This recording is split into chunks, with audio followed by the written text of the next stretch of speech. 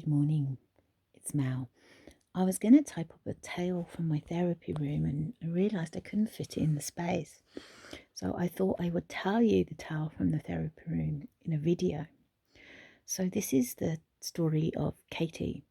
Katie came to me through a children's home, and I walked into the house one day and I could hear screaming at the top of her lungs.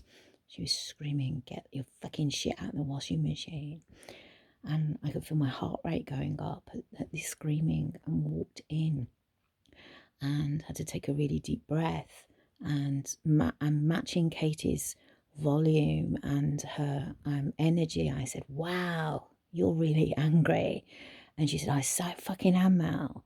And I was like, "What do I do here? How do I not make this worse and have Katie project her anger on me?" And it felt quite critical in that moment to get it right.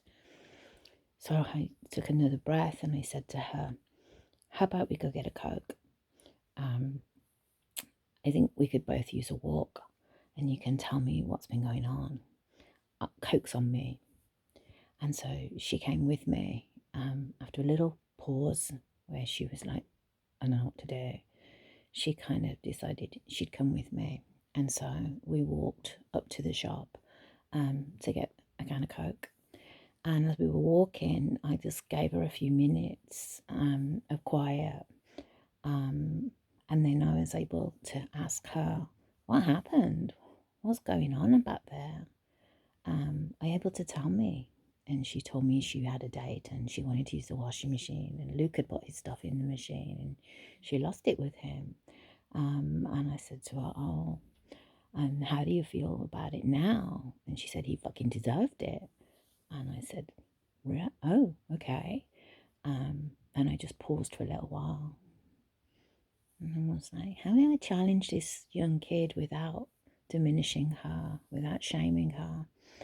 And so I said to her, "That's not the Katie that I normally hang out with." And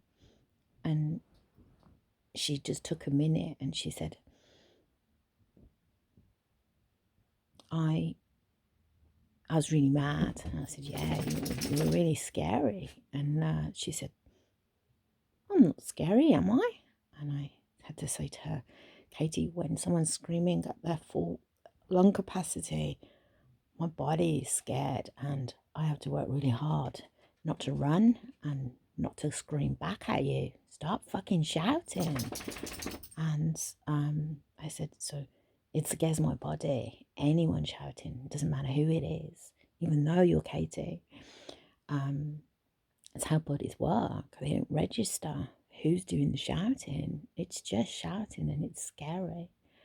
And I said to her, "I don't think it's your fault though. I'm guessing that what your body has had to do is protect itself from whatever you've lived through. And so you've learned this is how you keep yourself safe." And she said, "I fucking hate it. I always get into trouble." And I said to her, "It's okay. I get that your brain is firing quicker than your body can keep up with. And so things happen before you know that they happened." And I said, it's actually very indicative of something called PTSD. And we talked a little bit more about that. And then she said, "How do I fix it, Mal?"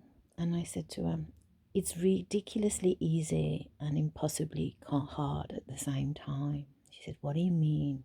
And I said to her, "Do something with me." And she said, "Okay." And I said, "Take a big deep breath. Exhale." And we went, "Oh."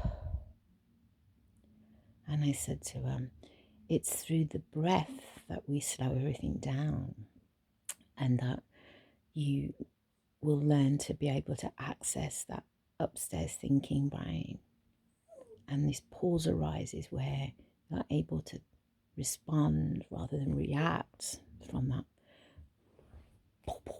of a fast body and brain." And she was listening, and I said to her, shall we do a few breaths now so you know what they look like and feel like? And they're best practiced when you're not as mad as hell at Luke or anyone else. And she was like, okay. And as we were walking back, I said to her, how do you feel now about what happened? And she said, I really should apologize to him. And I said to him, yeah, I think apology would be good. Do you want some help with that? And she said, yes. So I said to her, what do you want to apologize for? And she said, shouting at him. I said, what else? And she was like, how about how you made him feel? And she said, yeah, I was probably scary. And what else do you want to do? I'll promise I won't do it again. And I actually said to her, I don't think that part's a good idea. And she looked at me and I said, if you can't meet that promise, is it better to hold that bit back? And maybe it would be better to promise that you'll work on it. Because if you promise you'll do it again, but we don't have control over this bit of your brain yet and body, then the likelihood is you will do it again and you break the promise that you made. So maybe it's better to promise to work on it for now than promise that you'll get it right. And she was like, you're quite clever. And I said, yeah, I spent a long time thinking about this shit. And so I said to her, and what if he doesn't want to hear your apology? Preparing her that he may not be in a mood to hear or listen. She said, well, I guess I'm going to have to live with that. I said, yeah, and maybe he might need time for him to realise that you're not just scary, shouty Katie. And she said, yeah. I said, I think you've had to be scary, shouty Katie to survive. And she agreed. And so we walked back to the house. She was a lot calmer, and she gave me a hug and said, thank you, Mel. I said, it's okay. I get that you're like a hedgehog and that your spikes come out, and that not many people get to see the other Katie, the cute Katie. Hedgehogs are quite cute with underbellies, soft, fluffy underbellies. Nobody gets to see those because of what she'd lived through. So yeah, dealing with anger and rage, it's about being calm enough to stay in control, but not too flat that you're frozen and helpless, because that's not safe or containing for a kid either. So to match the effect and the volume of somebody's rage and intensity, but also not be too scared of it, and you staying in control and knowing what to do in that situation helps provide some containment and safety. Walking Katie from the house up to the shop was a way to get her moving, to get her body to calm down, to regulate, so that she could then come back from her into her prefrontal cortex, her thinking brain, because she was mostly in her lower survival brain, meerkat brain, I call it. And so rhythm and movement helps calm the body, helps bring things down a few notches. And so sometimes we do things in the wrong order. We're trying to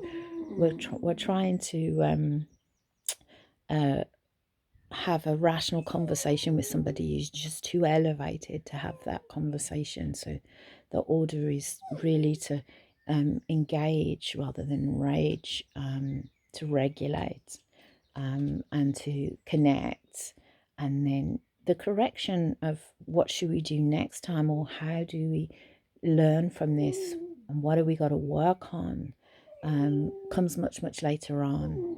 And dealing with the shame if I didn't get it right has to be done so sensitively so that somebody can tolerate that. And that shame and guilt and shame is really a useful motivator, because it says, I need to repair this, I need to put it right. So we can talk about how we give a good apologies, And we keep repeating this until Katie is able to manage that fiery body and brain. Polly's going nuts at the moment. Can you hear her? Hold on. Here she is. Yeah, Poles. She wants picking up and putting on. Here she comes. Hey, Poles.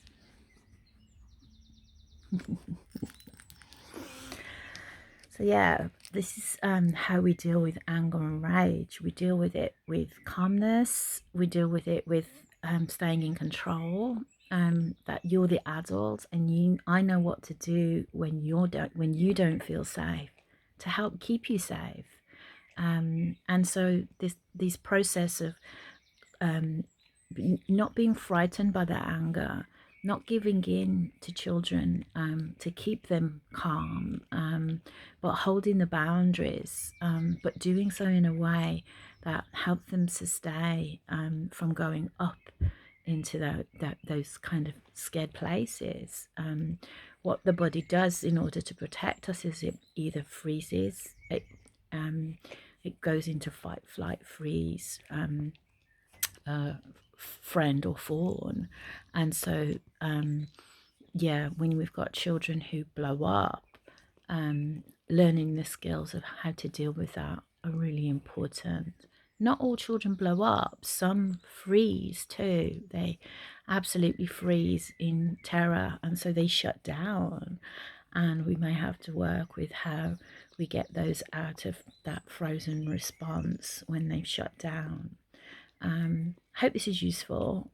It wouldn't fit in a post, so I guess I've turned it into a video. And yeah, I haven't even got any makeup on yet. I just was doing my LinkedIn post and thought I'd tell the story of Katie. It's one that I remember from the work I did in working in a teen house with kids who are transitioning from either the criminal justice system or the care system. Often we don't have these relational skills and the ability to manage our bodies because of what we've lived through. I think there's far more people living with post-PTSD or versions of trauma, and they think they're crazy and they think they're bad people when they're really not. They've not been helped to know and acknowledge what they've lived through and how quickly that brain fires off in survival mode. 300 millionth of a second that brain can kick off. So it can take some work to heal those fractured parts of ourselves, to be able to pause, respond, rather than react from a place of sheer survival. Polly, let me see if we can fit her in the camera. Polly also has a reactive survival brain, and we'll be working with the behaviourist at lunchtime to help Polly feel safer, because she has panic around people, unsafe people. Only mommy and daddy are safe, so she has a behaviourist, and we're trying to help Polly stay in her thinking brain. So yeah, trauma everywhere. Don't despair. I get it. Hope this helps somebody who is struggling with what to do with somebody who flips into rage, or it might be yourself. Be gentle with yourselves. This stuff takes time and work. It's ridiculously easy to tell somebody to breathe, but impossibly hard to do when you have no access to that upstairs brain. But over the time, those neural pathways, they build up from the downstairs, upstairs brain, and we are able to find that all-important pause that really is life-changing. I'm going to stop waffling now and leave you, and I'll talk to you guys later. Bye.